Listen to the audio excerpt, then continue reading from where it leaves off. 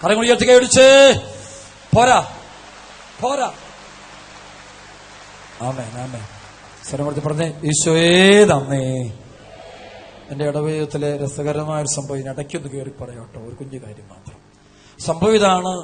എന്റെ ഇടവക ജീവിതത്തിൽ എനിക്ക് ഈ ആളുകൾ ഈ അന്ത്യകുദാശയ്ക്ക് വിളിച്ച് ഞാൻ പോയി പെട്ടെന്ന് കൊടുക്കും, കുർബാന കൊടുക്കും, ഭയങ്കര ഇഷ്ടം. അപ്പൊ ഞാൻ പള്ളി കൊച്ചനായിരുന്നു. സംഭവം ഇതാണ്. ഞങ്ങളുടെ അത് വലിയ സംഭവമാണ്. അതായത് ഈ ഒരു വീട്ടിലെ ഞങ്ങളുടെ രൂപതയിലെ ഒരു പ്രധാനപ്പെട്ട ഒരു സാറിന്റെ അമ്മ മരിക്കാറായിട്ട് കിടക്കുക. അപ്പൊ അമ്മ എന്റെ ഇടവപ്പെട്ടാണ്. അപ്പൊ ഈ സാറിന്റെ അടുത്ത് നിന്ന്, അച്ഛാ അമ്മയ്ക്ക് നാളെ കുർബാനയൊന്ന് കൊടുക്കാവോ എന്ന് ചോദിച്ചു. ഞാൻ പറഞ്ഞു, സാറേ അമ്മ എങ്ങനെയുണ്ട്? അമ്മയ്ക്ക് ക്ഷീണമൊന്നുമില്ല അച്ഛാ. ഒത്തിരി ദിവസം അമ്മ കുർബാന സ്വീകരിച്ചിട്ട് അതുകൊണ്ടാണ് കുർബാന. അപ്പൊ ഞാൻ പറഞ്ഞു, സാറേ നാളെ എനിക്ക് രാവിലെ ഇച്ചിരി തിരക്ക് കൂടില്ല, 2-3 ദിവസം കഴിഞ്ഞിട്ട് ഞാൻ കുർബാന തന്നാ മതിയോ, കൊടുത്താൽ മതിയോ പെട്ടെന്ന് ചോദിച്ചു. പറഞ്ഞു, അച്ഛാ കുഴപ്പമില്ല അച്ഛാ, അമ്മയ്ക്ക് ഒരു കുഴപ്പമില്ല, അമ്മച്ച കഴിഞ്ഞ 2 ആഴ്ച മുമ്പ് കുർബാന സ്വീകരിച്ചതാ, അവൾ കുഴപ്പമൊന്നുമില്ല, അച്ഛനെപ്പ സൗകര്യപ്പെടുമെന്ന് വെച്ചാൽ. പിറ്റേ ദിവസം രാവിലെ കുർബാന അർപ്പണം കഴിഞ്ഞിട്ട് പള്ളിമുറിയിലോട്ട് ഞാൻ പോകും. പള്ളിമുറിയിലോട്ട് പോകുന്ന സമയത്ത് എന്റെ ഉള്ളിൽ ആരോ ഇങ്ങനെ പറയുന്നത് പോലെ പെട്ടെന്ന് ഇപ്പം തന്നെ ആ അമ്മച്ചി കൊണ്ട് കുർബാന കൊടുത്തിട്ട് നീ എവിടെയെങ്കിലും പോകാവുള്ളൂ. അപ്പൊ ഞാൻ എന്ത് ചെയ്തു, ഞാൻ പെട്ടെന്ന് സാറിനെ വിളിച്ചു, ഫോണിൽ വിളിച്ചു. സാറേ ഞാൻ ഇപ്പം കുർബാനയായിട്ട് അങ്ങ് വരാം, ഇന്ന് അങ്ങ് അമ്മച്ചി കുർബാന കൊടുത്തേക്കാം. ഉടനെ സാറ് വീട്ടിൽ നിന്ന് എന്നെ വിളിച്ച് പറയാം, ഫോണിൽ പറയാം, അച്ഛൻ വരണ്ട അച്ഛൻ, ഇപ്പം ഇവിടെ ഒരുങ്ങിയിട്ടില്ല, മാത്രമല്ല അമ്മച്ചിക്ക് കുഴപ്പമൊന്നുമില്ല, അച്ഛൻ നാളെ കഴിഞ്ഞ് വന്നാൽ മതി അച്ഛൻ, ഇപ്പൊ ഒരു കുഴപ്പമൊന്നുമില്ല, അച്ഛൻ പോയിട്ട് വന്നച്ച കുഴപ്പം. ഞാൻ പറയാം, സാറേ ഇപ്പം തന്നെ ഞങ്ങൾ വന്നേക്കാം. അല്ല വേണ്ട അച്ഛ, അങ്ങോട്ടും ഇങ്ങോട്ടും ഞങ്ങൾ വാക്ക് തർക്കം. അവസാനം പറയാം, ഇങ്ങനെ തന്നെ പറഞ്ഞു, അച്ഛന് നിർബന്ധമാണ്, എന്നാൽ ഇന്ന് ഇപ്പൊ അച്ഛന് പറ്റുള്ള ഒരു കാര്യം ചെയ്യുക, എന്നാൽ അച്ഛൻ പോരാ, ഞാനൊന്ന് പെട്ടെന്ന് ഒരുക്കിക്കോളാം, ഒരു ഓട്ടോറിക്ഷ അങ്ങ് വിട്ടേക്കാം. ഞാൻ പറഞ്ഞു വിട്ടേക്കാൻ പറഞ്ഞു. എന്നിട്ട് ഞാൻ ഡൈനിങ് ഹാളിൽ പോയിട്ട് ഭക്ഷണം എടുത്ത് ഞാൻ കഴിക്കാൻ തുടങ്ങും. ഭക്ഷണം കഴിക്കാൻ തുടങ്ങുമ്പോൾ ഫോൺ അടിച്ചു. പെട്ടെന്ന് ഫോൺ എടുത്തപ്പോൾ സാറ് പറയാ, അച്ഛാ പെട്ടെന്ന് വരണേ, അമ്മ മരിച്ചുകൊണ്ടിരിക്കുക. ഇത് കണ്ടപാടെ ഞാൻ ഈ ഭക്ഷണം ഞാൻ കഴിച്ചില്ല, ഇട്ടുവെച്ച് ഞാൻ ഓടി പള്ളിക്കകത്ത് കയറി ആൾത്താരെ ചെന്ന് സക്രാരി തുറന്നു, കുർബാന എടുത്തു. കപ്പിയേരിയൊന്നും കണ്ടില്ല. അപ്പൊ കുർബാന എടുത്തു, അതായത് അന്ത്യകുദാശയുടെ തൈലം എടുത്തു. ഇതെല്ലാം എടുത്തിട്ട് പ്രാർത്ഥനയൊക്കെ പെട്ടെന്നെല്ലാം 1 മിനിറ്റ് കൊടുത്തു. ഞാൻ മുറ്റത്തോട് ഓടിക്കൊണ്ടിരിക്കുമ്പോഴത്തേക്കും ഓട്ടോറിക്ഷക്കാരൻ വന്നു. അവൻ വന്നപ്പോഴത്തേ അവന്റെ വണ്ടിയിൽ കയറി ഞാനും വിട്ടോടിച്ചില്ലേ. പള്ളിയിൽ നിന്നൊരു 1 കിലോമീറ്റർ കഷ്ടിയോ. അപ്പോഴേക്കും അവിടെ ചെല്ലുമ്പോഴത്തേക്കും കൂട്ട കാർച്ചയാക്കാം. അപ്പോൾ സാറിങ്ങനെ നടവാക്കി ഇറങ്ങി നിട്ടിട്ട് കരഞ്ഞു, അച്ഛാ അമ്മ മരിച്ചുപോയി എന്ന് പറഞ്ഞു. കേട്ടോടെ സങ്കടമായി. ഞാൻ പറഞ്ഞു, അറിയാണ്ട് ഞാൻ ഇങ്ങനെ പറഞ്ഞു, മരിച്ചിട്ടില്ലെന്ന് പറയും. നേരെ ഞാൻ മുറിക്കകത്തോട്ട് കയറി. അപ്പൊ 2 സിസ്റ്റേഴ്സ് ഉണ്ട് അവിടുത്തെ. ഈ അമ്മയുടെ 2 പെമ്മക്കള് സിസ്റ്റേഴ്സാണ്. എല്ലാവരും വാവിട്ട് കരയാ, ചവാട്ട് കിടക്കുക. പെട്ടെന്ന് അന്ത്യകുദാശ പെട്ടെന്ന് 1 മിനിറ്റ് കൊണ്ട് തന്നെ ആ പ്രാർത്ഥന ചൊല്ലി പെട്ടെന്ന് അന്ത്യകുദാശ കൊടുത്തു. അപ്പൊ അതിനുശേഷം അപ്പൊ എനിക്ക് കുർബാന ഇരിക്കുക. അപ്പൊ ഉടനെ എന്റെ മനസ്സിൽ ദൈവം കുർബാന കൊടുക്കാൻ പറ്റുകയല്ല, എന്നാ ചെയ്യാവോ? അപ്പൊ ഇങ്ങനെ ആലോചിച്ചപ്പോ ഉള്ളിൽ എന്റെ പരിശുദ്ധാത്മാവ് എന്നോട് പറയാ, നീ ചെയ്യാനുള്ളത് ഞാൻ പറഞ്ഞു ചെപ്പ് തുറക്കാൻ പറ, കുർബാന ചെപ്പ് തുറക്കാൻ പറ. അപ്പൊ ഞാൻ ഈ കുർബാന ചെപ്പിങ്ങ് തുറക്കി. ഈ അമ്മച്ച് വായും തുറന്നു. ഈ അമ്മച്ച് വാ തുറന്നു.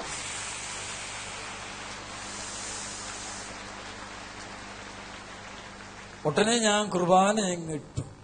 ആ കുർബാന അങ്ങ് ഇട്ടിട്ട് അപ്പത്തേക്കും എല്ലാവരും കൂടെ. അപ്പൊ ഞാൻ വീടിന്റെ അടുക്കളയോട്ട് കാരണം ഇവർക്കാർക്കും വൈകണം. ആ ഒരു മരിച്ചെന്നുള്ള സംഭവം നടന്നുകൊണ്ട് അങ്ങനെ ചിന്തിക്കുന്നുണ്ട്. എല്ലാവരും ഭയങ്കര വിഷമത്തിലാണ്. അപ്പൊ ഞാൻ അടുക്കളയോട്ട് പോയിട്ട് വെള്ളവും എടുത്തിട്ട് വന്നിട്ട് അമ്മച്ചൊരു വായിലിട്ട് കൂറ്റി കൊടുത്തു. വായും അടച്ചു. അമ്മച്ചി മരിച്ചു.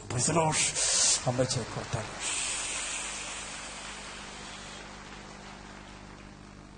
പൗരോഹിത്യത്തിന്റെ വില ഞാൻ മനസ്സിലാക്കുന്ന ചില നിമിഷം ഒരുപാട് സംഭവമുണ്ട്. അതിലൊരു സംഭവം ഞാൻ പറഞ്ഞു. അപ്പോൾ ഒരാത്മാവിനെ സ്വർഗത്തിലെത്തിക്കാനുള്ള, പരദീസയിലെത്തിക്കാനുള്ള വലിയൊരു കടപ്പാട് ദിവ്യകാരണത്തോടെ പാതയം കൊടുത്ത് വഴിച്ചോറ. പാതയം എന്ന് വെച്ചാൽ പോകുന്ന വഴിക്ക് നമ്മളിങ്ങനെ യാത്രയ്ക്ക് പോകുമ്പോൾ ഇടയ്ക്ക് നമ്മൾ കയറി ഭക്ഷണം കഴിക്കാതിരിക്കും. നമ്മൾ വീട്ടിൽ നിന്ന് കുറച്ച് ഭക്ഷണം കൊണ്ടുപോകും. സ്വർഗത്തിലേക്ക് പോകുന്ന വഴിക്ക് ഭക്ഷണമായിട്ട് പോകണമെന്നാണ് പറഞ്ഞത്. അതായത് അവസാനം കുർബാനയിട്ട് പോകണം. കുർബാന സ്വീകരിച്ച് കുർബാന അപ്പം ഭക്ഷിച്ചിട്ട് വേണം മരിക്കാൻ. അങ്ങനെയുള്ള മരണമൊക്കെ നല്ല ഉയർന്ന കൃപ നിറഞ്ഞ മരണങ്ങളാണ് നമ്മുടെ ആത്മീയ പിതാക്കന്മാർ വൈദികർ നമ്മെ പഠിപ്പിച്ചിട്ടുള്ളത്. കൈയടിച്ച് കർത്താവേ പറഞ്ഞേ, കരകൊടിയെത്തി കൈയടിച്ച് നന്നായിട്ട് ആമേൻ. സർവ്വത്തിൽ പറഞ്ഞേ ഹല്ലേലൂയാ. ഞങ്ങളുടെ രൂപതയിലെ ഒരു അച്ഛൻ മരിച്ചപ്പോൾ അത് ഞങ്ങളുടെ പിതാവ് പറഞ്ഞൊരു സംഭവമാണ്. ശരിക്കും അത് കേട്ടപ്പോൾ എന്റെ ആഗ്രഹം ദൈവമേ അതുപോലൊക്കെ മരിക്കാനാണ് എനിക്കിഷ്ടം. പ്രൈസലോ. സംഭവം ഇങ്ങനെയാണ്. ഈ അച്ഛന് 60 വർഷത്തോളം വൈദികനായിട്ട് ജീവിച്ച അച്ഛനാണ്. പാവപ്പെട്ട നല്ല അച്ഛൻ, സിമ്പിൾ അച്ഛൻ, നല്ല രസമുള്ള അച്ഛൻ. അച്ഛൻ ഇടവകയൊക്കെ നോക്കി, ഇടവക വേറെ ഒന്നുമില്ല കേട്ടോ, ഇടവകയിൽ ദൈവജനത്തെ സ്നേഹിച്ചും കൂട്ടുകൂടിയും കരുണ കാണിച്ചും സഹായിച്ചും ഒക്കെ ജീവിക്കുന്ന അച്ഛൻ. അപ്പൊ ഈ അച്ഛന് 60 വർഷത്തോളം പൗരോഹിത്യം ജീവിതം നയിച്ചു. അതിനുശേഷമാണ് ഈ അച്ഛന്റെ മരണം വരുന്നത്. അച്ഛൻ ആ സമയത്തേക്ക് ഒരു 85 വയസ്സോളം, 85 മുകളിൽ പ്രായം കാണുമായിരിക്കും. അപ്പൊ പിതാവ് പറഞ്ഞാണ്, അച്ഛൻ മരിച്ചു കഴിഞ്ഞപ്പോൾ അച്ഛന്റെ കുർബാന പുസ്തകം എന്ന് വെച്ചാൽ എല്ലാ ദിവസവും കുർബാന ചൊല്ലുമ്പോൾ ഞങ്ങൾ ടിക്ക് ചെയ്യും. അപ്പൊ ആ ടിക്ക് ചെയ്ത് ആ ബുക്ക് എടുത്ത് നോക്കി, മുഴുവൻ മറിച്ചു നോക്കി. എല്ലാം മിറക്കിള്. ഈ 60 വർഷവും ഒറ്റ ദിവസം പോലും മുടങ്ങാതെ ഈ അച്ഛൻ കുർബാന അർപ്പിച്ചിട്ടുണ്ട്. Praise the Lord. 60 വർഷവും ഒരു ദിവസം പോലും മുടങ്ങാതെ ബലിയർപ്പിച്ചിട്ടുണ്ട്. ഈ ബലിയർപ്പിച്ച വൈദികൻ മരിക്കുന്നതാണ് ഏറ്റവും മനോഹരമായ മരണം. അച്ഛന് പരിശുദ്ധ കുർബാന അർപ്പിച്ച സമയത്ത് ഏറ്റവും കർത്താവിന്റെ കാൽവരി ബലി, അതായത് അതിവിശുദ്ധ സ്ഥലത്ത് പ്രധാന പുരോഹിതൻ കയറിയിട്ട് ചോര തെളിച്ചുകൊണ്ട് ബലിപീഠം വിശുദ്ധീകരിച്ചുകൊണ്ട് കരുണയ്ക്ക് വേണ്ടി പ്രാർത്ഥന. അതാണല്ലോ ശരിക്കും പറഞ്ഞാൽ ബലിപീഠം ഭയങ്കര രഹസ്യം. അത് ഏറ്റവും കൂടുതൽ നമ്മൾ പഠിക്കേണ്ട വിശേഷം. നമ്മളവിടെ ധ്യാന സെന്റർ നമ്മൾ ശരിക്കും ഇതിനെക്കുറിച്ച് നമ്മൾ പഠിപ്പിക്കുന്ന, ഭയങ്കരമായിട്ട് പഠിപ്പിക്കുന്ന അതിവിശുദ്ധ സ്ഥലത്ത് കയറിയിട്ട് അവിടെ നടക്കുന്ന കുറെ സംഭവമാണ്. അതിന്ന് സഭയിൽ വിശുദ്ധ ബലിപീഠത്തിൽ കർത്താവിന്റെ ബലിയുടെ സംഭവം. ഇത് കഥയൊന്നുമല്ല. സഭയുടെ വിശ്വാസത്തെ വേറെ ലോകത്തുള്ള ഏതെങ്കിലും സഭകളുടെ വിശ്വാസം, കാത്തലിക് ചർച്ചിന്റെ വിശ്വാസത്തെ ലോകത്തുള്ള സഭകളുടെ വിശ്വാസത്തോടെ താരതമ്യം ചെയ്തേക്കരുത്. അതൊന്നും അംഗീകരിച്ച് അത് വേറെയാണ്. ഈ കത്തോലിക് ചർച്ചിന്റെ വിശ്വാസം എന്ന് വെച്ച് കഴിഞ്ഞാൽ ശരിക്കുള്ള വഴിയാ. അത് വെറുതെ പറയുന്നത്. വളരെ ആഴത്തിൽ ധ്യാനിക്കേണ്ട വിഷയം, നമുക്ക് ഒരുപാട് പഠിക്കേണ്ട വിഷയം. കൈയടിച്ച് കർത്താവ് നന്ദി പറഞ്ഞ് പോരാ ഉച്ചത്തില. ആമേൻ. അപ്പൊ അച്ഛൻ ബലിയർപ്പിച്ചുകൊണ്ട്, ഇതെന്റെ ശരീരമാണ്, ഇതെന്റെ രക്തമാണ്, നിങ്ങൾ വാങ്ങി പാനം ചെയ്യുവിൻ, വാങ്ങി ഭക്ഷിക്കുവിൻ എന്ന് പറഞ്ഞ ശേഷം ഇത് താഴെ വെച്ചു. എന്നിട്ട് അച്ഛൻ ആ ബലിയർപ്പണ സമയത്ത് അച്ഛൻ നേരെ ബോധം കെട്ട് ആ ബലിപീഠത്തിന്റെ ചുവട്ടിലോട്ടങ്ങ് വീണു. Price the Lord. അവിടെ കിടന്ന് അച്ഛൻ മരിച്ചു. Price the Lord. ബലിപീഠത്തിന്റെ ചുവട്ടിൽ കിടന്ന് മരിക്കും. കൃപ നിറഞ്ഞ മരണങ്ങൾ, ഭാഗ്യപ്പെട്ട ജീവിതം. വചനത്തേക്ക് തിരിച്ചു പോവുക. അപ്പൊ ഇസ്രായേൽ ജനം മരുഭൂമി വിട്ട് അതായത് കാനാൻ ദേശത്തേക്ക് ഇറങ്ങിയ. ഇപ്പോൾ നമ്മള് മരുഭൂമിയിലാണ്. വിശുദ്ധീകരണത്തിന് ആളുകളാണ്. വചനം പഠിക്കുന്ന കാലമാണ്. നമ്മളെ തന്നെ ശുദ്ധീകരിക്കേണ്ട കാലമാണ്. കൂദാശ ജീവിതം നയിക്കേണ്ട കാലഘട്ടം. കൂടെ സംസാരിക്കണം. കുർബാന സ്വീകരണം മുടങ്ങരുത്. ദേവാലയത്തിൽ എന്നും തന്നെ പോകണം. അങ്ങനെ പ്രാർത്ഥിക്കണം. അപ്പൊ സാത്താന്റെ ആധിപത്യം ഉണ്ടാവുകയില്ല. ഇന്ന് കുർബാനയോടും കുമ്പസാരത്തോടും വചനത്തോടും വചന ശുശ്രൂഷകളോടും ധ്യാനങ്ങളോടൊക്കെ വെറുപ്പുണ്ടാക്കുന്ന ആളുകൾ കണ്ടിട്ടുണ്ട്. അവരുടെയൊക്കെ കുടുംബങ്ങളിലോ ഒരുപാട് അന്ധകാര ശക്തികൾ പ്രവർത്തിക്കുന്ന കാണാൻ പറ്റും. കൈയടിച്ച് കർത്താവ് നന്ദി പറഞ്ഞേ. അപ്പൊ ചിലർ ചോദിക്കും, അച്ഛാ ഇതെല്ലാം കഴിഞ്ഞ് എങ്ങനെ അന്ധകാര ശക്തി പ്രവർത്തിക്കുന്നു? Price the Lord. അതിനകത്ത് ഒരു വചനത്തിലൂടെ തന്നെ ഒരു ബൈബിൾ ഒരു ഭാഗം ഒരു പ്രത്യേക രീതി നമ്മൾ ധ്യാനിക്കുമ്പോൾ കാണാൻ പറ്റും. അതായത് ഇസ്രായേൽ ജനം ആദ്യം ഈജിപ്തിന്റെ അടിമത്തത്തില് ഫറവോ പിശാചിന്റെ ഒരു പ്രതീകമാണെന്ന് അച്ഛൻ പറഞ്ഞു. പെസഹാചരണം കഴിഞ്ഞപ്പോൾ ഉടനെ ഈ ഫറവോ ഇസ്രായേൽ ജനത്തെ വിട്ടു. അതോടെ വിമോചനം കടന്നു. എല്ലാം കഴിഞ്ഞു. പൊക്കോളാൻ പറഞ്ഞു. പോയി. പക്ഷേ ഈ ഫറവോയും സൈന്യവും ഇസ്രായേൽ ജനം ചെങ്കടല് കടക്കുന്നിടം വരെയും അവരെ പിന്തുടരുന്നത് കാണാൻ പറ്റും. അവർക്ക് പറഞ്ഞു ഹല്ലേലൂയാ. ഇവരെ പിന്തുടരുന്നത് കാണാൻ പറ്റും. മറ്റൊരു വാക്കില് ഇവരുടെ ദേശത്ത് നിന്ന് പോകുന്നിടം വരെയും ഭൂമിയില് അവന്റെ ചില മേഖലകളുണ്ട്. അപ്പോൾ ഈ ഭൂമിയിൽ അവന്റെ സാന്നിധ്യം പ്രവർത്തിക്കാം. അപ്പോൾ ഈ ഭൂമി വിട്ട് നമ്മൾ സ്വർഗത്തിലേക്ക് പോകുന്നിടം വരെയും ഇവൻ തിരിച്ചു വീണ്ടും നമ്മളെ അടിമത്തത്തിലേക്ക് കൊണ്ടുപോകാനുള്ള വലിയ ശ്രമം നടക്കും. അത് നടക്കില്ല, പക്ഷേ പീഡനം ഉണ്ടാവും. കൈയടിച്ച് കർത്താവ് നന്ദി പറഞ്ഞേ. ഉച്ചത്തില് കരം കൊണ്ട് ഉയർത്തി കൈയടിക്കാമോ? നല്ല നോയിറ്റിങ്ങ, നല്ല അഭിഷേകം. നമുക്കൊന്ന് എഴുന്നേറ്റ് നിൽക്കാം, ഒന്ന് പാടിയേക്കാം, ഒന്ന് പ്രാർത്ഥിക്കാം, ഒന്ന് സ്തുതിക്കാം. കർത്താവ് ഒത്തിരി കൃപ നൽകിക്കൊണ്ട് നല്ല വചനം തന്നുകൊണ്ടിരിക്കുക. 2 കരം ഉയർത്തി ഹല്ലേലൂയ ഹല്ലേലൂയ ഹല്ലേലൂയ. ഈശോയേന്ന് വിളിക്കാമോ? ഉച്ചത്തിൽ വിളിക്കാമോ? ഉച്ചത്തിലോ അഭിഷേകം വ്യാപരിക്കട്ടെ. ഉച്ചത്തില് ഈശോയെ സ്തുതിക്കുന്നു, സ്തുതിക്കുന്നു, സ്തുതിക്കുന്നു, സ്തുതിക്കുന്നു. ഹല്ലേലൂയ. ഉച്ച സ്തുതിക്കട്ടെ, സ്തുതിക്കട്ടെ, സ്തുതിക്കട്ടെ.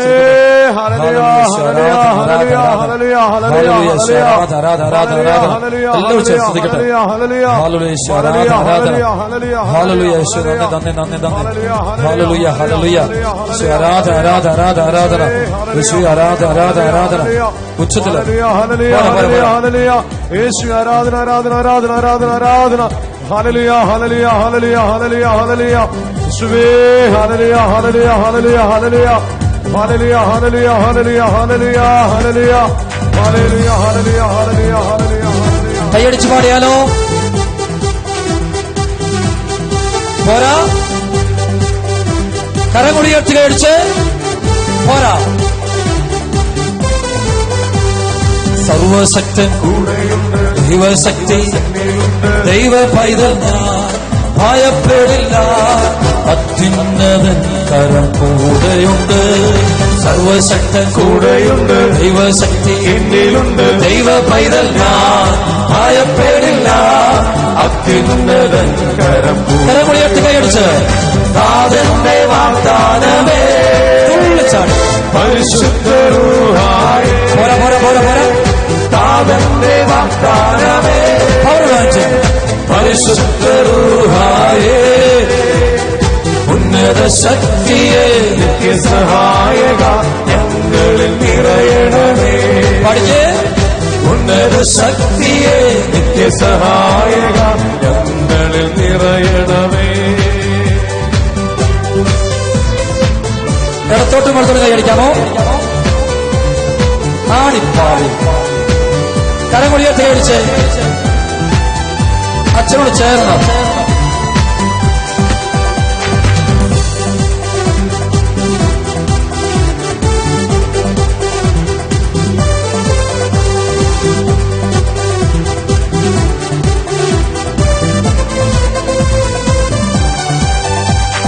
മോശയിൽ നിറഞ്ഞ ദൈവത്തിന് ശക്തി അഭിഷേകമായി നിറഞ്ഞിടട്ടെ.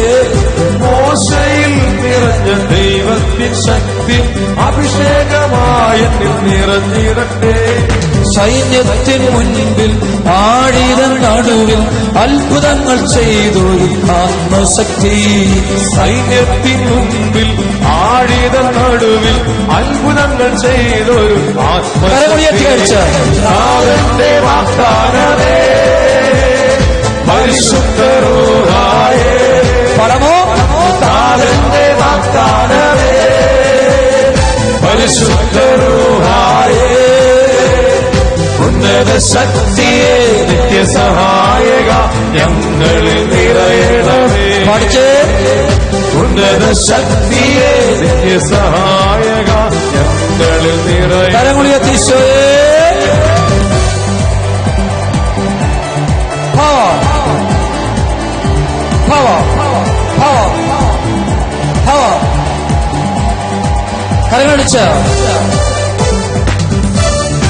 കരമുടിയർത്തി കൈയടിച്ച് ഇടത്തോട്ടും വലത്തോട്ടും ആടിപ്പാടി സന്തോഷം വേണം. ദൈവമക്കളാണ് നമ്മള്, ദൈവത്തിന് തിരഞ്ഞെടുക്കപ്പെട്ട മക്കളാണ്, ദൈവമക്കളാണ്. പുതിയ ഇസ്രായേൽ, പുതിയ ഇസ്രായേൽ തെരഞ്ഞെടുക്കപ്പെട്ടു തരാം. 12 അപ്പസ്തോലന്മാരിലൂടെ ഈശോ മിശിഹ തെരഞ്ഞെടുത്ത ദൈവത്തിന്റെ മക്കള്, ഈശോ മിശിഹ തന്നെ തിരുരക്തം കൊണ്ട് നേടിയെടുത്ത മക്കള്, ഈശോ മിശിഹയുടെ ശരീരരക്തങ്ങൾ ഭക്ഷിക്കുകയും പാനം ചെയ്യുകയും ചെയ്യുന്ന മക്കള്, സ്വർഗം ലക്ഷ്യമാക്കി യാത്ര ചെയ്തുകൊണ്ടിരിക്കുന്ന ദൈവമക്കള്, യാത്രക്കാരായ മക്കള്. കരമുടിയർത്തി കൈയടിച്ച് വേലിയായിൽ നിറഞ്ഞ അത്യുന്നത ശക്തി അഭിഷേകമായി നിറഞ്ഞിടട്ടെ. ഏലിയായിൽ നിറഞ്ഞ അത്യുന്നത ശക്തി അഭിഷേകമായി നിറഞ്ഞിടട്ടെ. പാലിനു മുൻപിൽ കാർമലിൻ മുകളിൽ അഗ്നിയായി ഇറങ്ങിയ ആത്മശക്തി. പാലിനു മുൻപിൽ കാർമൽ മുകളിൽ അഗ്നിയായി ഇറങ്ങിയ താതന്റെ വാഗ്ദാനമേ പരിശുദ്ധ റൂഹായേ. താതന്റെ വാഗ്ദാനമേ പരിശുദ്ധ റൂഹായേ. ഉന്നത ശക്തിയെ നിത്യസഹായക ഞങ്ങളിൽ നിറയണമേ. പടമോ പടമോ ശക്തിയെ നിത്യസഹായക ഞങ്ങളിൽ നിറയണം. കരമുയർത്തി ഈശോയെ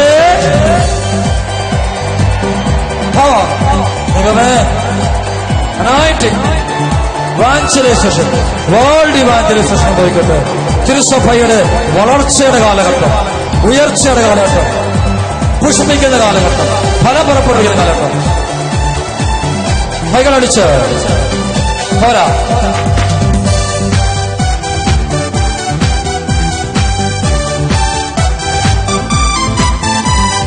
ജോസഫിൽ നിറഞ്ഞ ദൈവത്തിൻ ശക്തി അഭിഷേകമായി നിറഞ്ഞിടട്ടെ. ജോസഫിൽ നിറഞ്ഞ ദൈവത്തിൻ ശക്തി അഭിഷേകമായി നിറഞ്ഞിടട്ടെ.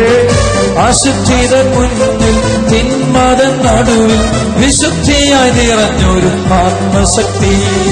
അശുദ്ധിതൻ മുൻപിൽ തിന്മതൻ നടുവിൽ വിശുദ്ധിയായി നിറഞ്ഞൊരു കരമുയർത്തി കഴിച്ച് നാഥന്റെ വാഗ്ദാനമേ പരിശുദ്ധ റൂഹായേ. നാഥന്റെ വാഗ്ദാനമേ പരിശുദ്ധ റൂഹായേ. ഉന്നത ശക്തിയെ നിത്യസഹായക ഞങ്ങളിൽ നിറയണമേ. ഉന്നത ശക്തിയെ നിത്യസഹായക ഞങ്ങളിൽ നിറയണമേ.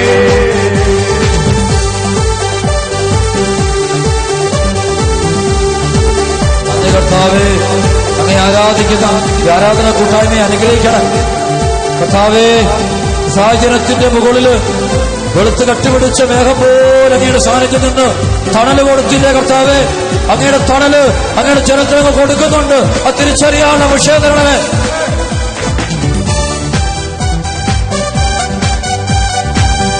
കരമുയർത്തി അടിച്ച് സ്തേഫാനോസിൽ നിറഞ്ഞ അത്യുന്നത ശക്തി അഭിഷേകമായി നിറഞ്ഞിടട്ടെ. സ്തേഫാനോസിൽ നിറഞ്ഞ അത്യുന്നത ശക്തി അഭിഷേകമായി നിറഞ്ഞിടട്ടെ. സഹനത്തിൻ നടുവിൽ മരണത്തിൻ മുന്നിൽ സ്വർഗത്തെ ദർശിച്ച ആത്മശക്തി.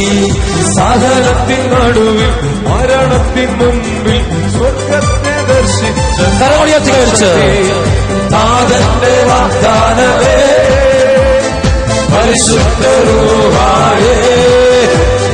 നാഥന്റെ വാഗ്ദാനമേ പരിശുദ്ധ റൂഹായേ. ഉന്നത ശക്തിയെ സഹായക ഞങ്ങളിൽ നിറയണമേ. പടമോ ഉന്നത ശക്തിയെ സഹായക ഞങ്ങളിൽ നിറയണമേ. കരമുയർത്തി കഴിച്ച് സർവശക്തൻ കൂടെയുണ്ട് ദൈവശക്തി എന്നിലുണ്ട്. ദൈവ പൈതൽ ഞാൻ ഭയപ്പെടില്ല അത്യുന്നതൻ കരം കൂടെയുണ്ട്. പഠിക്കേ. സർവശക്തൻ കൂടെയുണ്ട് ദൈവശക്തി എന്നിലുണ്ട്. ദൈവ പൈതൽ ഞാൻ ഭയപ്പെടില്ല. അത്യുന്നതൻ കരം കൂടെയുണ്ട്. നാഥന്റെ വാഗ്ദാനമേ പരിശുദ്ധ റൂഹായേ. പഠിക്കേ. നാഥന്റെ വാഗ്ദാനമേ പരിശുദ്ധ റൂഹായേ. ഉന്നത ശക്തിയെ സഹായക ഞങ്ങളിൽ നിറയണമേ. അഭിഷേകം ഉന്നത ശക്തിയെ സഹായക ഞങ്ങളിൽ. കരമുയർത്തി ഈശോയേ.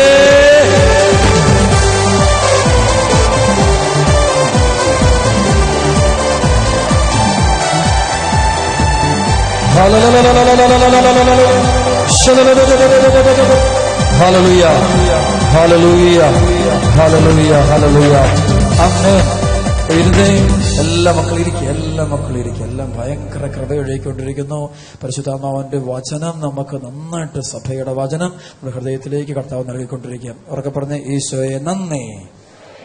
ഒരു കാര്യം ഇടയ്ക്ക് എന്ന് കയറി പറയുകയാണ്, വളരെ പ്രധാനപ്പെട്ട ഒരു വചനമാണ്. ഈ വചനത്തിൽ വളരെ ശ്രദ്ധിച്ചു കേട്ടണം. ഭയങ്കര കൃപ കെട്ടിക്കൊണ്ടിരിക്കുക. ലേവ്യർ എന്നൊരു കൂട്ടായ്മ, പഴയ ഒരു ഗോത്രത്തെ ലേവ്യർ, ദൈവം വേർതിരിക്കുന്ന ഒരു കൂട്ടായ്മ. അവരുടെ ദൗത്യം ദേവാലയ ശുശ്രൂഷ, ദൈവത്തിന് പ്രതിഷ്ഠിച്ചുകൊണ്ടുള്ള ജീവിതം നയിക്കുന്ന ഒരു കൂട്ടായ്മ. അപ്പൊ അതിനകത്ത് വരുന്നതാണ് ശരിക്കും പറഞ്ഞാൽ കർത്താവിന്റെ വേല ചെയ്യുന്ന അഭിഷിക്തര്, സമർപ്പിതര്, ഒക്കെ അതിനകത്ത്. അപ്പൊ അവരെക്കുറിച്ചെല്ലാം അവർക്ക് ദൈവത്തിന് വലിയൊരു പദ്ധതിയുണ്ട്. അതുകൊണ്ട് സമർപ്പിത ദൈവത്തിലേക്ക് നമ്മുടെ കുഞ്ഞുങ്ങൾ വരുമ്പോൾ ഒത്തിരി പ്രോത്സാഹിപ്പിക്കും. ലേവ്യർ കൂട്ടായ്മയിലേക്ക് ദൈവം തിരഞ്ഞെടുക്കുകയാണ്. ദൈവത്തിന് വേണ്ടി, ദേവാലയത്തിന് വേണ്ടി, ബലിയർപ്പണത്തിന് വേണ്ടി, വചനത്തിൽ ജീവിക്കുന്നതിന് വേണ്ടി, ദേവാലയ ശുശ്രൂഷയ്ക്ക് വേണ്ടി ദൈവം തിരഞ്ഞെടുക്കുന്ന ദൈവത്തിന്റെ പ്രിയപ്പെട്ട മക്കളാണ്. ഒരു ഭാഗ്യമാണ് ഒരു കുടുംബത്തില് ഒരു മകന് തമ്പുരാന് വേണ്ടി സമർപ്പിക്കുമ്പോൾ ദൈവത്തിന്റെ വിളിയാണത്. അപ്പൊ ഇങ്ങനെ ചിലപ്പോഴൊക്കെ നമ്മുടെ വീടുകളൊക്കെ നമ്മുടെ കുഞ്ഞുങ്ങളൊക്കെ കർത്താവ് വിളിക്കുമ്പോൾ മാതാപിതാക്കൾ പറ്റുമെങ്കിൽ ആ തിരിയൊന്ന് വെള്ളം ഒഴിച്ച് കെടുത്താൻ നോക്കും. പ്രിസലോഷ് പറഞ്ഞ ഹല്ലേലൂയാ. സിസ്റ്ററാകാൻ പോവാന്ന് പറഞ്ഞാൽ പിന്നെ ഭയങ്കര പ്രശ്നം ഉണ്ടാക്കും. പ്രിസലോഷ് എങ്ങനെയെങ്കിലും ആ വെള്ളം അടിച്ച് നമ്മൾ ചില വീട്ടിലൊക്കെ നമ്മുടെ ചില തുണിക്ക് തീ പിടിച്ച് കഴിയുമ്പോഴത്തേക്കും നമ്മൾ മണലും കല്ലും വാലൊക്കെ എല്ലാം വലിച്ചു വാരി എറിഞ്ഞ് എങ്ങനെയും ഇതൊന്ന് പറഞ്ഞ് കേടത്തി കൃഷ്ണപുരത്തിൽ പറഞ്ഞ ഹല്ലേലൂയാ. ഇപ്പൊ തമ്പുരാന് വേണ്ടി തെരഞ്ഞെടുക്കപ്പെടുന്ന മക്കള്, യുവാക്കള്, യുവതികള്, അവരെ ഒരിക്കലും നമ്മൾ നിരുത്സാഹപ്പെടുത്തരുത്. ദൈവം ഒരു ഗോത്രമായിട്ട് മാറ്റുക, ഒരു ട്രൈബായിട്ട് മാറ്റുക. ശരിക്കും തെരഞ്ഞെടുക്കപ്പെടുന്ന സമർപ്പിതർ എന്ന് പറയുന്ന ഒരു കൂട്ടായ്മ, അത് സ്വർഗത്തെ ലക്ഷ്യമാക്കി സ്വർഗവുമായ ലക്ഷ്യം. അതിനൊരു പ്രത്യേകതയുണ്ട് കേട്ടോ. ആരും അസൂയപ്പെടുന്നില്ലെങ്കിൽ ഒരു കാര്യം പറഞ്ഞോട്ടെ. സർവ്വത്തിൽ പറഞ്ഞ ഹല്ലേലൂയാ.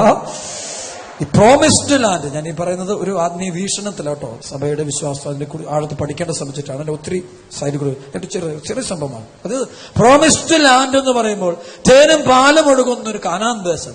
അവിടെ കൃഷിഭൂമിയുണ്ട്. അതുകൂടെ അതിന്റെ എല്ലാം നടുവില് ഒരാലയമുണ്ട്, ദേവാലയമുണ്ട്. ആ ദേവാലയത്തിലും ബലിയർപ്പണം നടക്കുകയാണ്. ആ ബലിയർപ്പണത്തിന് പുരോഗതിയുണ്ട്. ഇവിടെ ദൈവത്തിന് സമർപ്പിക്കപ്പെട്ട ആളുകളെല്ലാം അവിടെയാണ് അവർക്ക് സ്ഥാനം കിട്ടാൻ പോകുന്നത് എന്നാണ് സഭ വിശ്വസിക്കുന്നത്. മനസ്സിലായില്ലെന്ന് തോന്നുന്നു. കൈയടിച്ച് കർത്താവ് നന്ദി പറഞ്ഞേ. ഉച്ചത്തിൽ കൈയടിച്ച് അവൻ പ്രൈസലോ.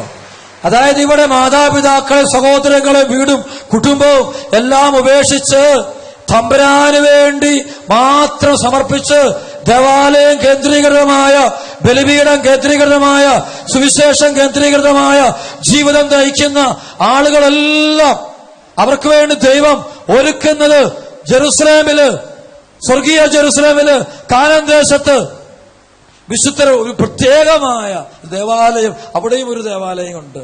ആ ദേവാലയം കേന്ദ്രീകരിച്ച് തന്നെയാ സ്വർഗമാവുന്ന ഓസ്ലത്തിലെ ദൈവത്തിന്റെ സാന്നിധ്യത്തിന്റെ ദേവാലയത്തില് അവർക്ക് ഇരിപ്പിടം ദൈവം കൊടുക്കുമെന്നാണ് പരിശുദ്ധാത്മാവ് വചനത്തിൽ എഴുതി വെച്ചിരിക്കുന്നത്. കൈയടിച്ച് കർത്താവ് പറഞ്ഞ് കരങ്ങൾ ഉയർത്തി കൈയടിച്ച് പോരാ. പ്രൈസ്. അതാണ് സങ്കീർത്തകനൊക്കെ പറയുന്നതാണ്. സങ്കീർത്തകൻ 84:10 മുതലുള്ള വചനം പറയുന്നുണ്ട്. നമുക്കറിയാം, അന്യസ്ഥലത്ത് 1000 ദിവസത്തേക്കാൾ അങ്ങയുടെ അങ്കണത്തിൽ ഒരു ദിവസം ആയിരിക്കുക എത്ര ശ്രേഷ്ഠ. അതിനുശേഷം പറയും, ദുഷ്ടന്മാരുടെ കൂടാരങ്ങളെക്കാൾ ദൈവഭവനത്തിന്റെ വാതിൽപ്പടിയുടെ കാവൽക്കാരനാകാനാണ് ഞാൻ ആഗ്രഹിക്കുന്നത്. അതാണ് അവരങ്ങ് ദൈവത്തിന് സ്ഥാനം കൊടുക്കുമ്പോൾ ലക്ഷ്യം അതാണ്. ഇത് യഹൂദന്റെ സ്വഭാവം സംബന്ധിച്ച്, അതായത് ഈ പ്രവാസ കാലഘട്ടം, അത് വെച്ച് കഴിഞ്ഞാൽ ബാബിലോൺ അടിമത്തം കഴിയുന്ന ആ കാലഘട്ടം, അതിന് മുമ്പ് തന്നെ അസ്സീറിയൻ ഭരണം തുടങ്ങുമ്പോഴും ആ കാലത്ത് ഇസ്രായേൽ ജനം ചിതറിക്കപ്പെടുന്നുണ്ട്. പിന്നീടത്തെ കാര്യം പറയുന്നത് കേട്ടോ. ചിതറിക്കപ്പെട്ട് കഴിയുമ്പോൾ ഡയാസ്പറ, അവരിങ്ങനെ ചിതറിക്കപ്പെട്ട യഹൂദജനം പലയിടങ്ങളിലേക്ക് പോവുകയാണ്. പക്ഷേ എല്ലാ വർഷവും കൂടാര തിരുനാളിനും അതുപോലെ പെസഹാ തിരുനാളിനും ഇവരുടെ വീടുകളിൽ നിന്ന് യാത്ര ചെയ്ത് ഇവര് ജെറുസലത്തിലെ തിരുനാളിനെ കേന്ദ്രീകരിച്ച് അവർ യാത്ര ചെയ്യും.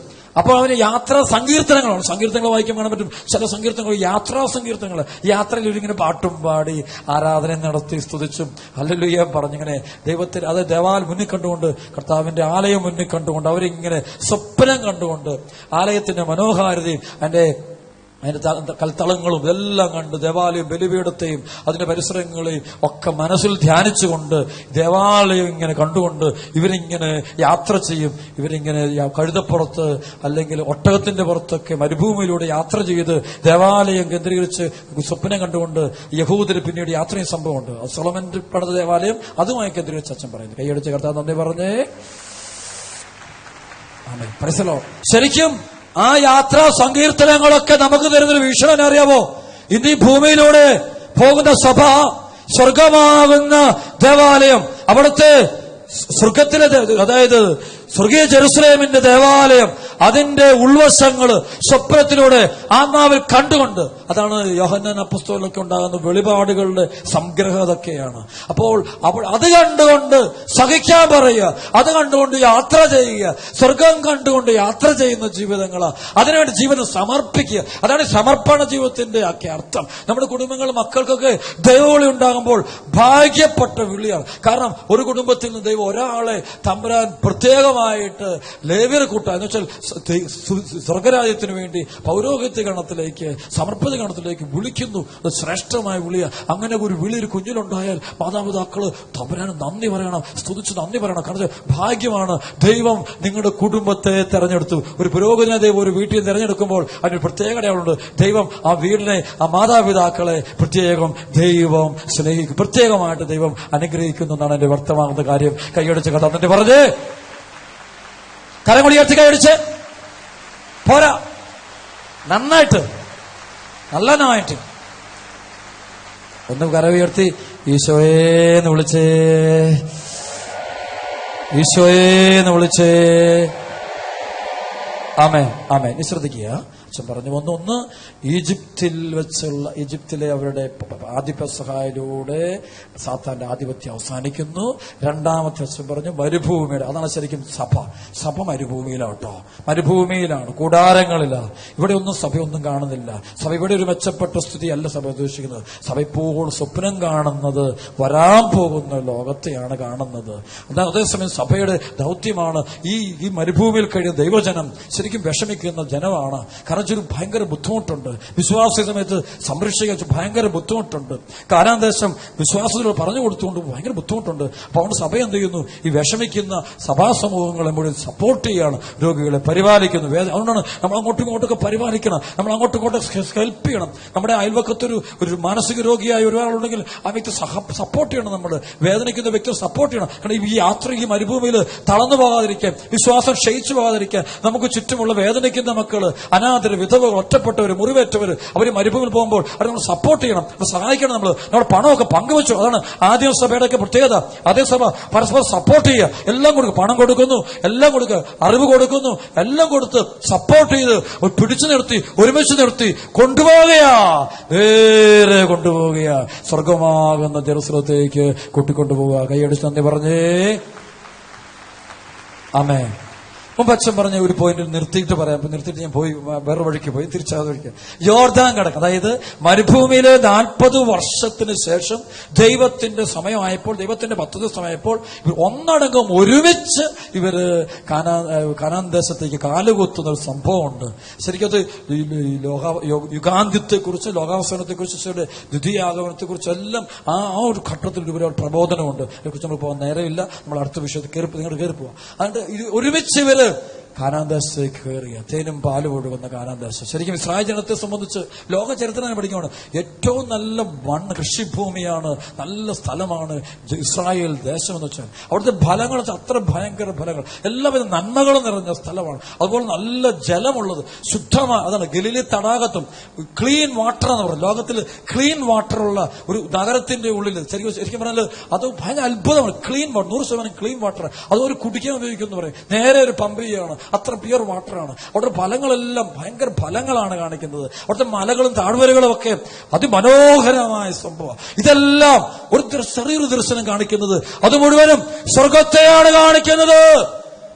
ഈ മരുഭൂമിയുടെ തീ കഴിയുമ്പോൾ, വേദന കഴിയുമ്പോൾ, ക്ഷീണം കഴിയുമ്പോൾ നമ്മളങ്ങ് ചെന്നെത്താൻ പോകുന്നത് സ്വർഗമാകുന്ന പർദീസായുടെ ആനന്ദത്തിലേക്കാണ്, ആ പർദീസായുടെ അനുഭവങ്ങളിലേക്കാണ്, അനുഗ്രഹങ്ങളിലേക്കാണ്. ആ പർദീസായുടെ തന്നെ ഏറ്റവും ഉയർന്നതാണ്. അതാണ് ഇസ്രായേൽ ജനത്തിന്റെ, ജെറുസലേമിന്റെ ഏറ്റവും വലിയ പ്രത്യേകത, ദേവാലയം എന്ന സംഭവം.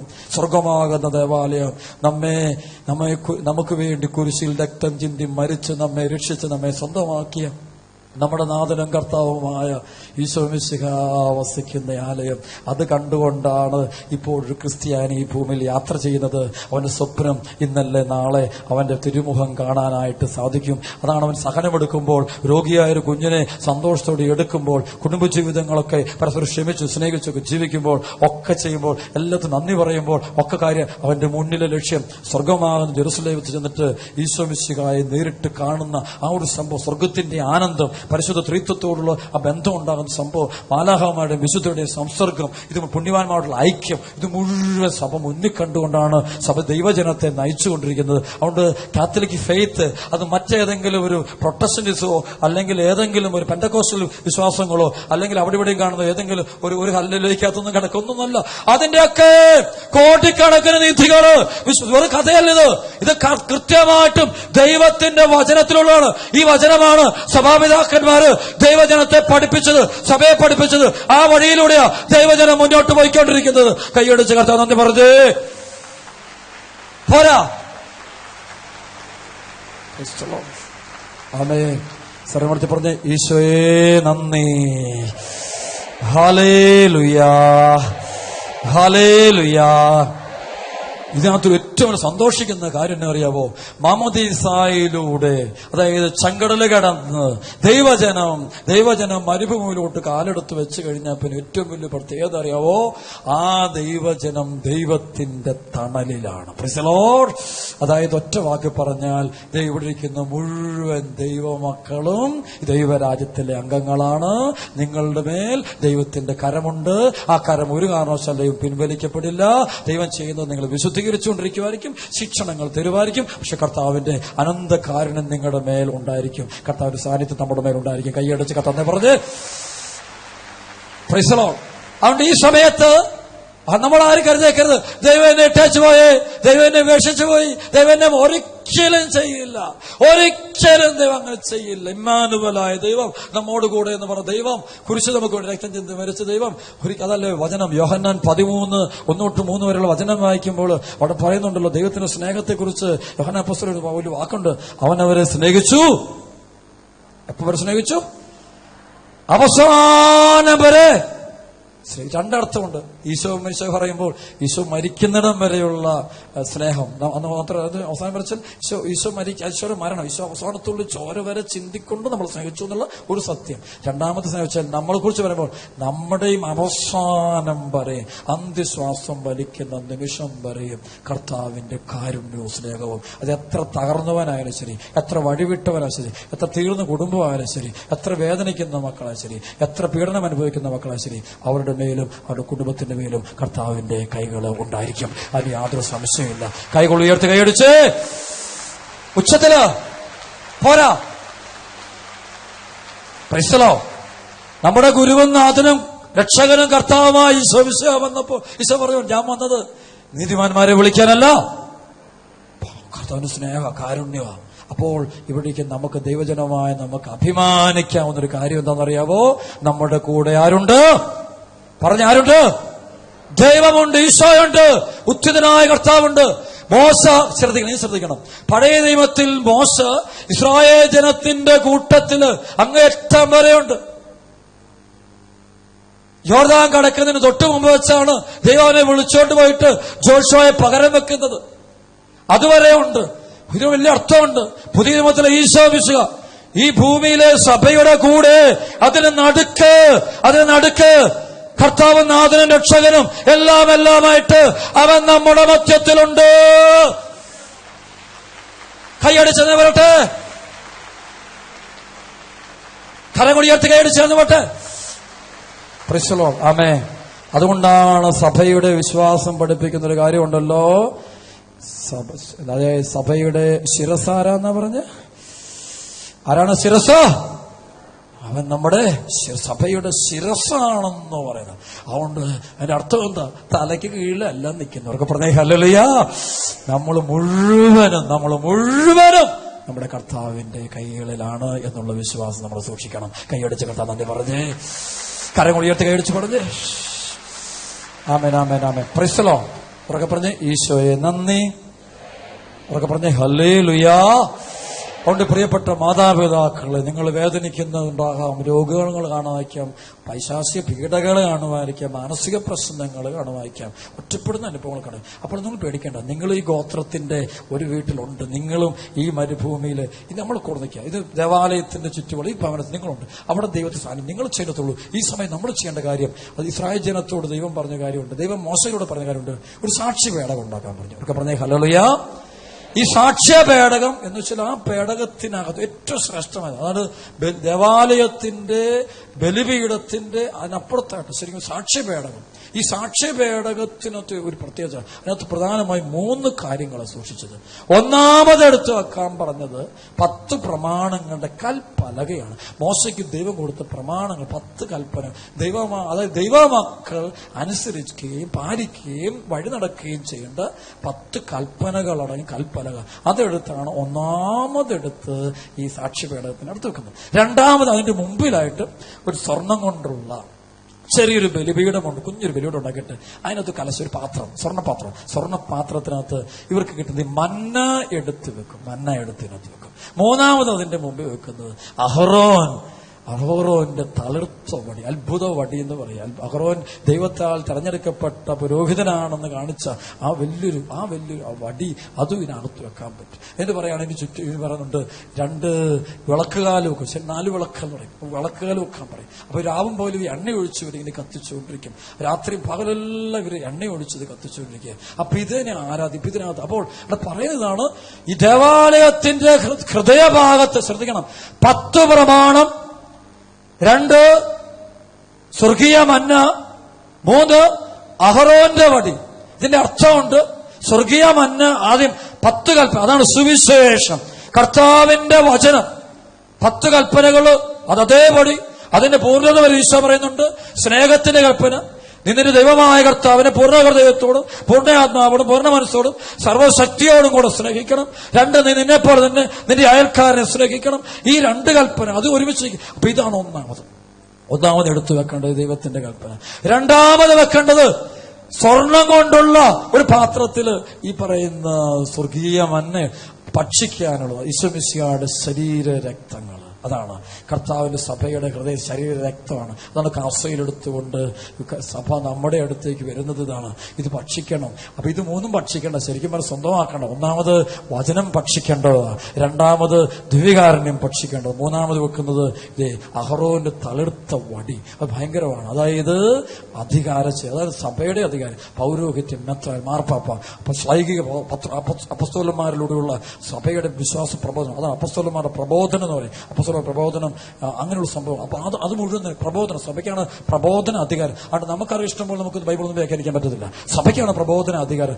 അതായത് സഭയാണ് ഇത് മുഴുവൻ അറിഞ്ഞിട്ടുള്ളത്, അഭിഷേകം കിട്ടിയുള്ളത്, വിശുദ്ധരായ അനേകം ആത്മാക്കളുണ്ട്. അപ്പൊ ആ പ്രബോധനം, അപ്പൊ സഭയോടുള്ള വിധേയത്വം, അനുസരണം, സഭയുടെ കൽപ്പന, സഭയുടെ നിയമങ്ങൾ. വിവാഹത്തെക്കുറിച്ചൊക്കെ സഭ പറയുമ്പോൾ അത് കർത്താവിന്റെ നിയമമാണത്. സഭയിലൂടെ കർത്താവാണ് സംസാരിക്കുന്നത്, ഈശോയാണ് സംസാരിക്കുന്നത്. അപ്പൊ സഭ വിവാഹത്തെക്കുറിച്ചുള്ള നിയമങ്ങൾ, അല്ലെങ്കിൽ കൂദാശകളെ കുറിച്ചുള്ള നിയമങ്ങൾ, ദേവാലയത്തിന്റെ നിയമങ്ങൾ, ബലിപീഠത്തിന്റെ നിയമങ്ങൾ, അല്ലെങ്കിൽ ഇങ്ങനെ പോണെന്ന് പറയുമ്പോൾ ഇത് അവർക്ക് സഭയ്ക്ക് വെളിപ്പെട്ട് കിട്ടും, പിതാക്കന്മാരോട് വെളിപ്പെട്ട് കിട്ടും. അതാണ് അച്ഛൻ പറഞ്ഞത്. പഴയ നിയമ ജനത പ്രാർത്ഥിക്കുമ്പോൾ പിതാക്കന്മാരുടെ ദൈവമായ കർത്താവേ, കാരണം അവർക്ക് യഹോവ എന്ന സത്യദൈവത്തെ അവരറിഞ്ഞത് അവരുടെ പിതാക്കന്മാരിലൂടെയാ എന്ന് പറഞ്ഞാൽ ഈ തലമുറയിലുള്ള ഈ 2000 ആണ്ടിൽ കൂടെ പോകുന്ന 2014-15 നമ്മൾ പോയിക്കൊണ്ടിരിക്കുന്ന നമ്മൾ വിശ്വാസം അനുഭവിച്ചത് നമ്മുടെ പിതാക്കന്മാരിലൂടെയാണ്. തോമാശ്ലീഹായിലൂടെ, അനുസരിച്ച് സഭയിലെ അനേകം പിതാക്കന്മാരിലൂടെ, വിശുദ്ധരായ പിതാക്കന്മാരിലൂടെ ആണ് നമുക്ക് ഈ സത്യവിശ്വാസം കിട്ടിയത്.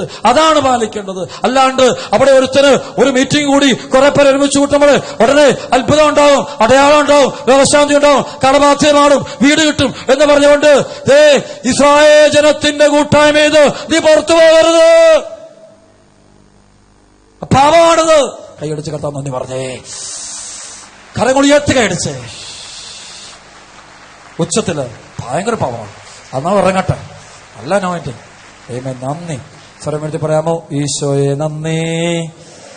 ഉറക്കെ പറഞ്ഞേ ഹല്ലേലൂയാ.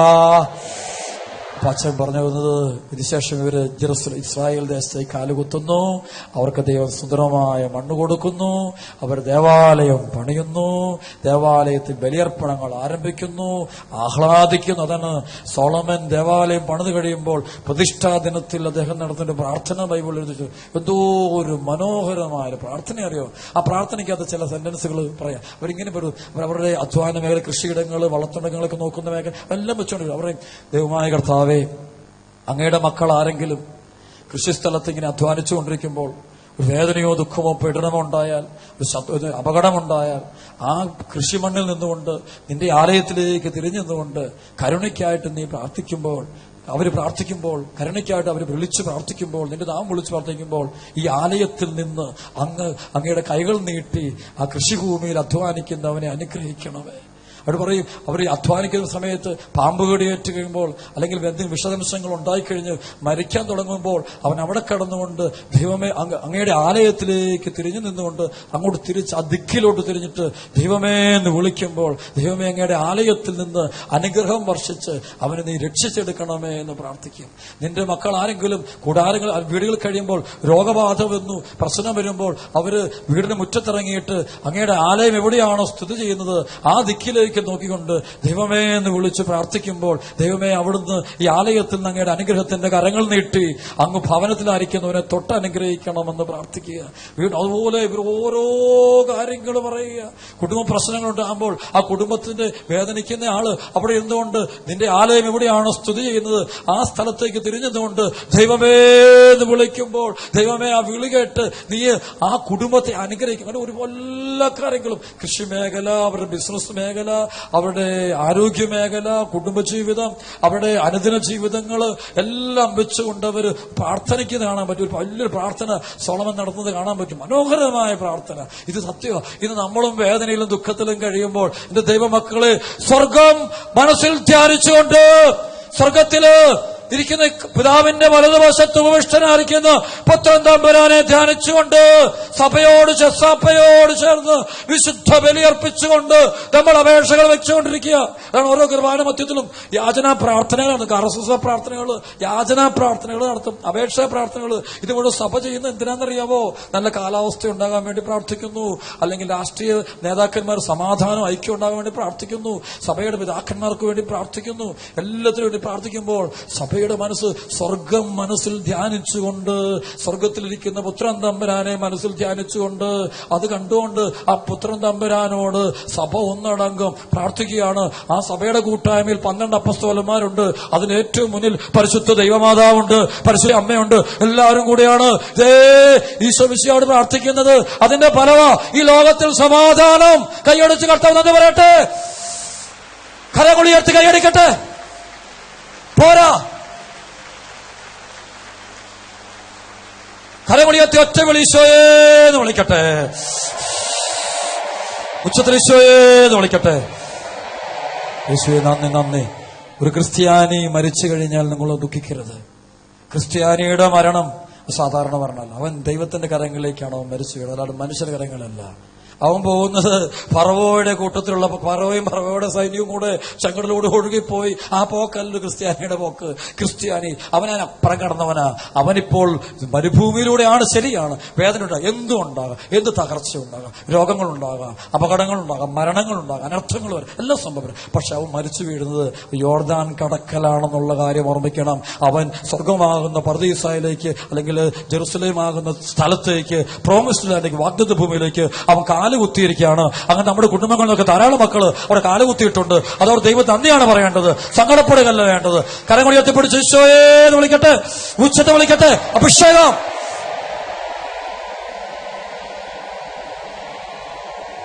യേശുവേ, അതേത് തരത്തിലുള്ള മരണം നടക്കുന്നാലും, എങ്ങനെ മരിച്ചാലും, എങ്ങനെയുള്ള മരണം വന്നാലും ഓർക്കേണ്ടത് ക്രിസ്ത്യാനിയുടെ ജീവിതത്തിന്റെ മരണത്തിന്റെ അർത്ഥം മരണം ഒരു ഭാഗ്യം. അതല്ലേ പൗലോസ്ലീഹ പറയുന്നത്, എനിക്ക് ജീവിതം ക്രിസ്തുവും മരണം നേട്ടവുമാണെന്ന് പറയുന്നത്. എന്റെ കാരണം എനിക്ക് എത്രയും പെട്ടെന്ന് മരിച്ച എന്റെ ക്രിസ്തുവിനോട് ഐക്യപ്പെടണമെന്ന് പൗലോസ്ലീഹ പറയുന്നതിന്റെ കാരണം വെച്ച് കഴിഞ്ഞാൽ മരണം ഒരു നേട്ടമാണ് ക്രിസ്ത്യാനിറ്റിയെ സംബന്ധിച്ച്.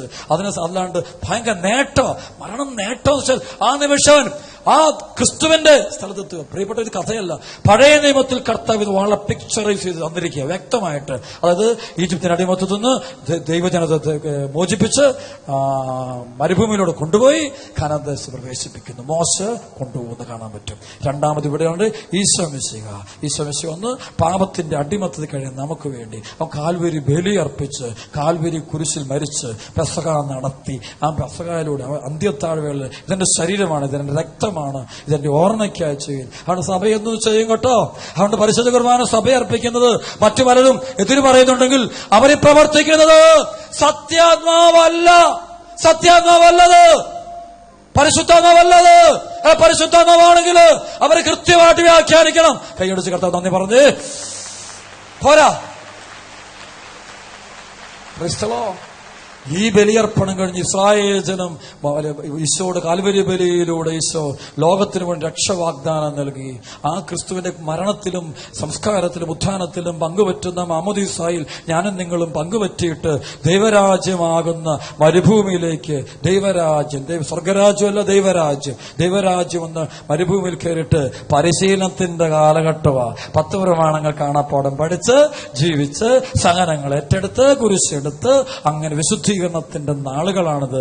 വിശുദ്ധീകരണത്തിന്റെ 40 വർഷങ്ങൾ എന്ന് പറയും. അത് എല്ലാവർക്കും കൊടുക്കും. അത് എനിക്കും തരും, ഞങ്ങൾക്കും തരും, എല്ലാവർക്കും ദൈവം തരും. അങ്ങനെ വിശുദ്ധീകരണം മരുഭൂമിയുടെ അനുഭവം ഇല്ലാതെ ഒരു ക്രിസ്ത്യാനിക്കും പർദീസാനുഭവത്തിലേക്ക് കടക്കാനായിട്ട് സാധ്യമല്ല. കൈയടിച്ച് കർത്താവ് നന്ദി പറഞ്ഞ് പ്രൈസ് ദി ലോർഡ്. അതുകൊണ്ടാണ് ക്രിസ്ത്യാനി പലപ്പോഴും ഈ മരുഭൂമി മാറ്റാൻ വേണ്ടി വലിയ സമ്പത്തുണ്ടാക്കും, ഒരുപാട് പണം ഉണ്ടാക്കും, എല്ലാം ഉണ്ടാക്കും. എന്നിട്ടും അച്ചോ ഞങ്ങളുടെ വീട് മുഴുവൻ മരുഭൂമിയാ. കൈയടിച്ച് നന്ദി പറഞ്ഞേ പ്രൈസ് ദി ലോർഡ്. അത് അവന്റെ വിളിയാണത്. അവന് വസ്തു ഉണ്ടെങ്കിലും ജോലി ഉണ്ടെങ്കിലും അവന് വലിയ സ്ഥാനമാനങ്ങളുണ്ടെങ്കിലും അവന് ഇഷ്ടംപോലെ സൗകര്യങ്ങളുണ്ടെങ്കിലും അവൻ ഭയങ്കര വിഷമത്തിലാണ്. കാരണം ക്രിസ്ത്യാനിയാണ് എങ്കിൽ നിനക്ക് ദൈവം മരുഭൂമിയുണ്ട്. അതുകൊണ്ട് ആരും ദരിദ്രരൊരിക്കലും ധനവാനെ ഓർത്തിട്ട് അസൂയപ്പെടേണ്ട കാര്യമില്ല. തമ്മിൽ ഭേദം ദരിദ്രം തന്നെയാ. പ്രിസലോഷ് സ്ഥലപ്പെടുത്തി പറഞ്ഞേ ഹല്ലേലൂയ. തമ്മിൽ ഭേദം ദരിദ്രം തന്നെയാ. കൈയടിച്ച് കർത്താവ് നന്ദി പറഞ്ഞ് തമ്മിൽ ഭേദം ദരിദ്രം തന്നെ. പ്രിസലോഷ് പലപ്പോഴും ഇന്ന് ഏറ്റവും കൂടുതൽ വിഷമിക്കുന്നത് ഈ പാവപ്പെട്ട ധനികന്മാർ. പ്രിസലോഷ് പാവപ്പെട്ട ധനികന്മാർക്ക് ഇഷ്ടംപോലെ പ്രശ്നം. എന്നെ ചെയ്യണമെന്നറിയത്തില്ല. പ്രിസലോഷ് ആകെ നട്ടം തിരിയുക, ആകെ ഇങ്ങനെ വേഷം കെട്ടി ചിലപ്പോൾ നടക്കാൻ അറിയാവുന്ന മാത്രം. പ്രിസലോഷ് വേറെ ഒന്നും അത് പാവങ്ങൾ ഒത്തിരി വിഷമിക്കുന്നുണ്ട്. പ്രത്യേകിച്ച് ഇതാളിൽ പാവപ്പെട്ടവരെല്ലാം വേണ്ടി പ്രാർത്ഥിക്കേണ്ടത് ധനികന് വേണ്ടിയാണ് പ്രാർത്ഥിക്കേണ്ടത്. കാരണം പാവപ്പെട്ടവനെക്കാളും ഇരട്ടി പ്രശ്നം. അവസരം പറഞ്ഞേ ഹല്ലേലൂയ. കഴിഞ്ഞ ദിവസം ഏതൊരു മകൻ വന്നിട്ട് ഇവിടുന്ന് എന്നോട് വന്ന് പറയാം, എന്താ വെച്ചാൽ കോടികളുടെ കട വായിച്ചാൽ ഞാൻ വളരെ സന്തോഷമായിരിക്കുന്നു. പ്രൈസലോഷ് 5 പൈസ കട എനിക്കില്ല. കൈയടിച്ച് കർത്താവ് നന്ദി പറഞ്ഞ പ്രൈസലോഷ് ഈശോയെ നന്ദി. അതുകൊണ്ട് ക്രിസ്ത്യാനിയായാൽ അവന് സഫനം ഉറപ്പാണ്. മരുഭൂമിയിലൂടെ അല്ലാതെ വേറെ ഒരു വഴിയിലൂടെ നമുക്ക് ഈ സ്വർഗത്തിന്റെ ആനന്ദത്തിലേക്ക് ക്രിസ്തുവിന്റെ സാന്നിധ്യത്തിലേക്ക് സ്വർഗമായ ജെറുസലേത്തിൽ എത്തിച്ചേരാനാവില്ല. അപ്പൊ ഈശോ മിശിഹായുടെ കുരിശുമരണത്തിലും ഈശോയുടെ സംസ്കാരത്തിലും ഉത്ഥാനത്തിലും പങ്കുപറ്റി നമ്മൾ മരുഭൂമിയാകുന്ന ദൈവരാജ്യത്തിലേക്ക് സഭയുടെ കൂട്ടായ സഭ ക്രിസ്തുവിന്റെ മൗതിക സഭയിലേക്ക് കയറി. അതിനകത്ത് എന്താണ്? ദേവാലയമാ. അതിനകത്ത് ബലികളും പ്രാർത്ഥനകളും നടക്കുക. അതേസമയം ദൈവജനത്തെ ദൈവം ഏൽപ്പിച്ചിരിക്കുന്ന ഓരോ ഉത്തരവാദിത്തങ്ങളുണ്ട്. കുടുംബമുണ്ട്, ജോലിസ്ഥലമുണ്ട്, വിദ്യാഭ്യാസമുണ്ട്, ആതുരസേവന മേഖലകളുണ്ട്. അങ്ങനെ ഈ ദൈവജനത്തിന്റെ കഷ്ടപ്പാടുകൾ സഭ മാക്സിമം പങ്കുപറ്റുക. അതാണ് വത്തിക്കാൻ കൗൺസിലിലൊക്കെ തീറിയതാണ്. ശരിക്കും പറഞ്ഞാൽ സഭ ആധുനിക യുഗത്തിൽ എന്ന് പറയുമ്പോൾ ആധുനിക യുഗത്തിന്റെ എല്ലാവിധ വേദനകളിലും സഭ ആധുനിക യുഗത്തിൽ സഭയ്ക്കുണ്ടാകുന്ന എല്ലാ പീഡനങ്ങളും ദൈവമക്കൾക്കുണ്ട്. സമയം ദൈവജനത്തിനുണ്ടാകുന്ന മുഴുവൻ പീഡനങ്ങളിലും വേദനകളും സഭ ഉൾച്ചേർന്നുകൊണ്ട് സഭ അവരെ സംരക്ഷിക്കുന്നു, പരിപാലിക്കുന്നു, മുന്നോട്ട് കൊണ്ടുപോകുന്നു. അതുകൊണ്ട് നമ്മൾ സഭയുടെ പ്രവർത്തനങ്ങളെ വിമർശിക്കുന്ന ചില ആളുകൊണ്ട് പാടില്ലോട്ടോ. ഒരിക്കലും അത് നമ്മൾ അറിയത്തില്ലാത്തതുകൊണ്ട് അറിവില്ലായ്മ കൊണ്ടാണ് നമ്മൾ വിമർശിക്കുന്നത്. കൈയടിച്ച് കർത്താവ് നന്ദി പറഞ്ഞേ പോരാ. ഉച്ചത്തില് യേശുവേ ആമേൻ. സർവ്വത്തിൽ പറഞ്ഞേ ഈശോയെ നന്ദി. ഹല്ലേലൂയ. അപ്പോൾ അടുത്തതെന്താ? ഈ മരുഭൂമിയുടെ കാലം കഴിയുമ്പോൾ നമ്മളെല്ലാവരും കൂടെ ഈ പോകുന്ന വഴിയിൽ പഴയ മോശ കൂടെയുള്ള പോലെ ഇവിടെ ഈശോ ഉദ്ധിതനായ കർത്താവ് സഭയുടെ കൂട്ടായ്മയിലുണ്ട്. അവനാണ് ബലിയർപ്പണങ്ങളെല്ലാം നടത്തുന്നത്, അവനാണ് എല്ലാം പഠിപ്പിക്കുന്നത്. അത് അധികാരികളിലൂടെ, പൗരോഹിത്യത്തിലൂടെ, മാർപ്പാപ്പയിലൂടെ, മെത്രാന്മാരിലൂടെ ഈശോ നമ്മൾ സംസാരിക്കുക.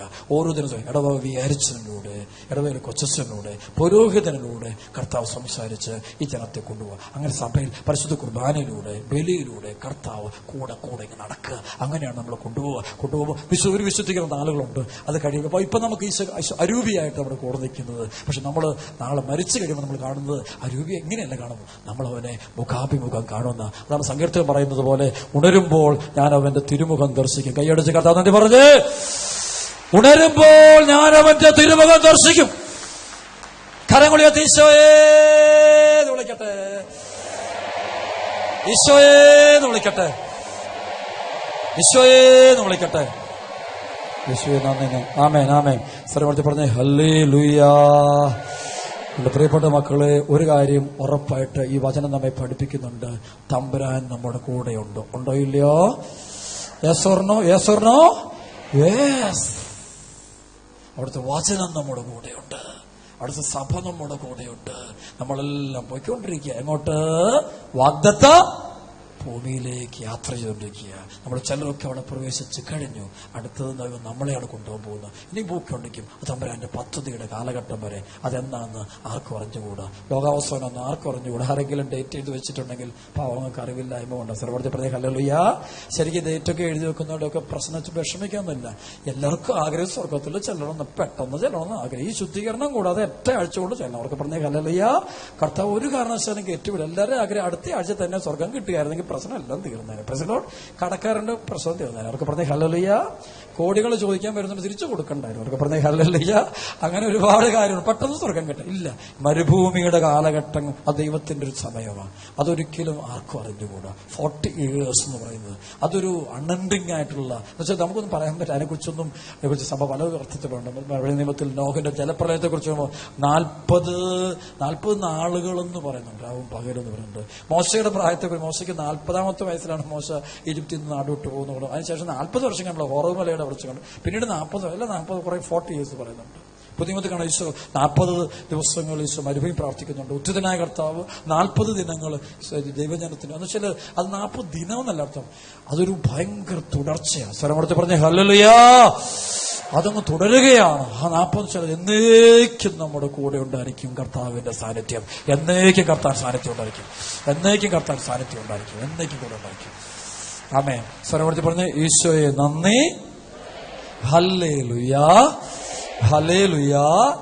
അപ്പൊ ഈ സമയത്ത് ശ്രദ്ധിക്കുക, പരിശുദ്ധ കുർബാന കേന്ദ്രീകൃതമായ ജീവിതത്തിലേക്കാണ് പോകേണ്ടത്. എന്നും കുർബാനയിൽ പോകണം. നിങ്ങളുടെ കുടുംബങ്ങൾ തകരില്ല. ഈ സമയത്ത് ഈശോ അനുസരിക്കണം.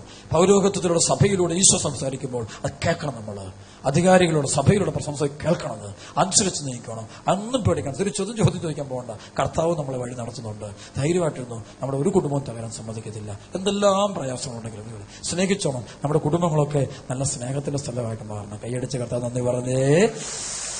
ആമേൻ. പ്രൈസ്. ആമേൻ. ഈ ദിവസങ്ങളിൽ എനിക്ക് ഒത്തിരി സന്തോഷം തോന്നി. ഒത്തിരി മക്കളെ കാണാൻ വേണ്ടി വന്നപ്പോൾ എനിക്ക് ഒത്തിരി സന്തോഷം തോന്നുന്നത്, അപ്പനും അമ്മയും മക്കളും എല്ലാവരും വെല്ലുമ്മയും വെല്ലുപ്പിനും എല്ലാത്തിനെയും കൂടെ ഒരുമിച്ച് കൂട്ടി പിടിച്ച് താങ്ങി പിടിച്ചുകൊണ്ട് കൊണ്ടുവരിക. ഭയങ്കര